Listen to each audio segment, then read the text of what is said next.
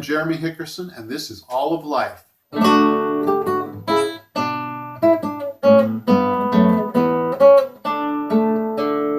This is another reading from my literary memoir, Now, Then, and Then, Part 2 of A New Place. I'll post a link in the description below to Part 1 and to some other readings from this novel. The husband got up, introduced himself, and shook my hand over the fence. A few days later, I had the idea to get another dog to keep George company. I had it in my head to get a breed like the white hunting dog on the Gaines dog food bag, a pointer. There was an ad in the paper for English pointer puppies. I drove down I-5 and out Highway 22 to Monmouth, where the address turned out to be a kennel on Highway 99. There were 2 puppies left, a male and a female. They were playing together in the pen. I bought the male for $75 and named him Reggie. When I brought Reggie home and put him in the pen, he immediately mounted George and started humping him. I was horrified. I knew this was not necessarily sexual, but rather a show of dominance. Still, it had never occurred to me that such a thing might happen. George slunk away and gave me a desperate look. I felt terrible. I had let George down by putting him in this situation. I was supposed to protect him. I reached in, picked George up, and set him on the other side of the fence. Now the 2 dogs sniffed at each other and wagged their tails. I could tell they wanted to play. I picked Reggie up and put him next to George.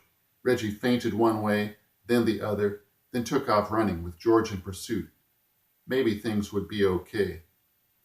For about a month, I took the dogs out of the pen when I came home each day, played with them in the backyard, and all was well. Then one day, both dogs were in the neighbor's yard when I got home. It might be okay, I thought. Maybe the neighbors brought them over like before. But the wife called out to me as soon as I came into the backyard, "Your dogs got out while you were gone. They were out front in the street." "Wow, I'm sorry," I said. "Thanks for taking care of them." When I inspected the pen, I found a spot where they had dug under it. Great. How was I going to keep them from doing that? I brought the dogs inside and thought about it, but didn't come up with anything. So I drove to the hardware store and looked around in the fencing section. I saw rolls of chicken wire and had an idea. I bought 2 25-foot rolls along with a spool of wire. When I got home, I unrolled the wire and put it down on the floor of the pen. It took both rolls to cover the area, so I wired them together at the edges where they met in the middle, twisting the wire around both pieces. Then I put the extra overhang up against the sides of the pen and wired it to the fencing. The new setup worked well. For a few days, I came home and felt a sense of relief when I saw the dogs still in the pen. Then after several weeks, I got used to it. The problem was solved. But a month later, the dogs had grown and discovered they could lean on the fence and push it down enough to climb over. Fortunately, I was at home the first time this happened. George was excited to see me after work and jumped up on the fence. When it gave under his weight, he just clambered over. I was right back where I had started. Would I ever be able to find a way to keep them in? How did everyone else do it? My coworker had lived here with his dog and gotten by with the existing fence. Part of the problem was George. He was very determined. A few weeks earlier, I had been in the backyard and had needed to get something from the garage. By this time, George had really bonded to me. He shadowed me everywhere, following me around the house, even into the bathroom. I figured it was a characteristic of herd dogs, so I wasn't surprised when he started barking anxiously as I went out the gate and walked into the driveway. As I opened the garage door, I noticed the barking had been replaced by a scrabbling sound. I pulled the door open, turned around, and George jumped up on me, wagging his tail. How had he gotten out? I went back to the gate. There was a freshly dug hole to the side of it. The 3-inch gap between the lower fence rail and the ground was now 5 inches, but the fence board next to the gate went down to the ground, and it was quite close to the gate post. I looked at George, who was growing into a solid, stocky dog. With his dimensions, he shouldn't have been able to squeeze through such a small opening, but he had. And now he was climbing over the short fence. I could make it higher, but would that be enough? It was going to take some work to make an enclosure that would hold him. I brought the dogs inside, ate dinner, and thought about the problem. So far, I'd spent maybe $70 on the fencing and chicken wire. I had 600 in the bank. Maybe I should go all out this time. I might even be able to let the dogs have the run of the whole backyard. I'd always felt bad that they had to be penned up all day. Could I really make the yard secure? I left the dogs in the house and went outside to assess the existing fence. The backyard was fenced on both sides, and there was a fence at the border with the front yard on one side. The gate on the driveway side butted right up against the back of the house. If I put chicken wire down the whole length of all that fence, the dogs wouldn't be able to dig under it. The neighbors who had taken such an interest in my dogs had installed a good chain link between our yards, but the fence on the other side was an old wooden one. Boards were missing and some were rotten. I went inside, got a piece of paper and a pencil, and counted how many boards needed replaced. The back of the yard wasn't fenced, but ended in a mass of blackberry bushes. I could use the fencing from the pin here. It would cover half the width, and I could buy some more for the rest. If I supported it with metal stakes, the dogs couldn't push it down. And since the blackberries blocked the view of anything on the other side, I didn't think my dogs would be that motivated to push it or climb over the top. I drove to the hardware store. My backyard was 100 feet deep and 50 feet wide. I spent $200 on 5 50-foot rolls of chicken wire. This still wasn't quite enough to cover the perimeter, but I already had the wire from the floor of the pen to cover the rest.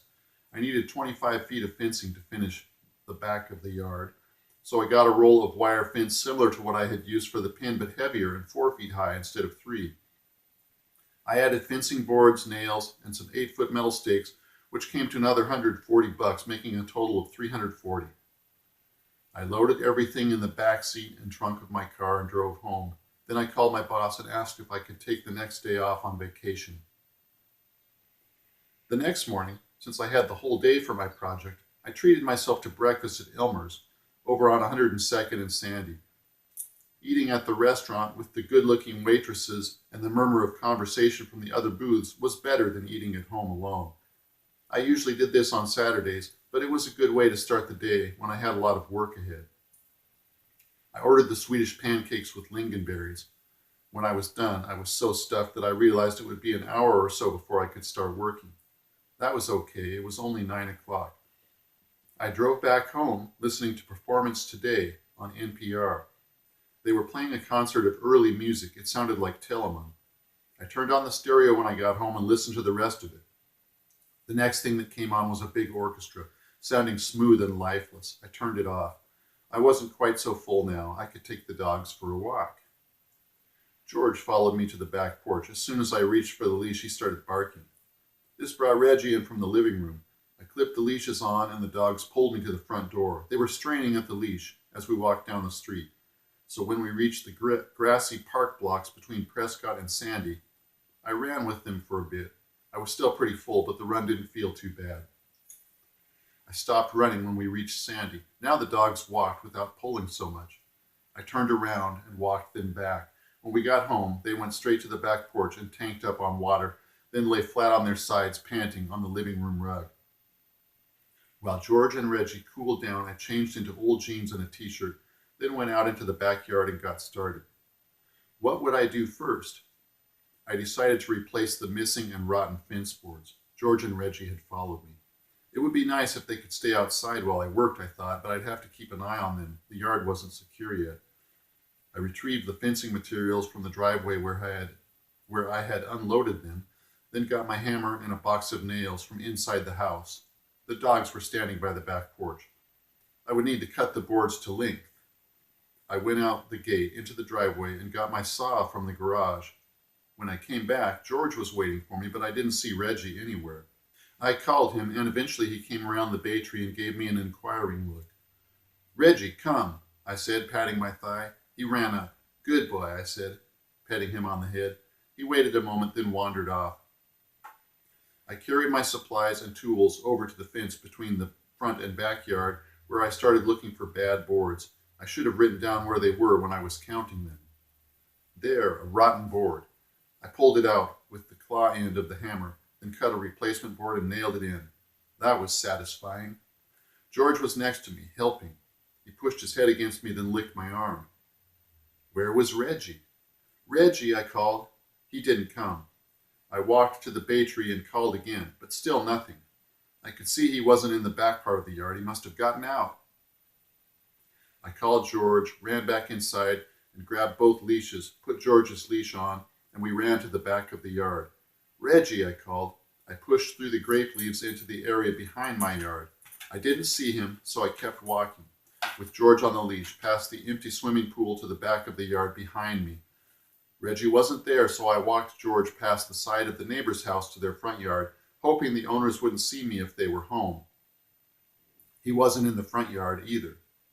I walked George down the sidewalk on Prescott Street to the storefront next door. It looked like a storefront anyway, although it wasn't a store. The front room was right on the sidewalk, and it had a big glass window that started low, just a few feet off the ground, as if it had been used for a display. Around the side of the storefront house was Reggie, sniffing the grass. He turned and looked at me. I ran up and attached his leash, then took both dogs home and put them inside. They had had a good outing anyway, enough to hold them for a while. Thanks for listening. If you like this, please click like and subscribe to my channel. Thanks again. I'll see you next time.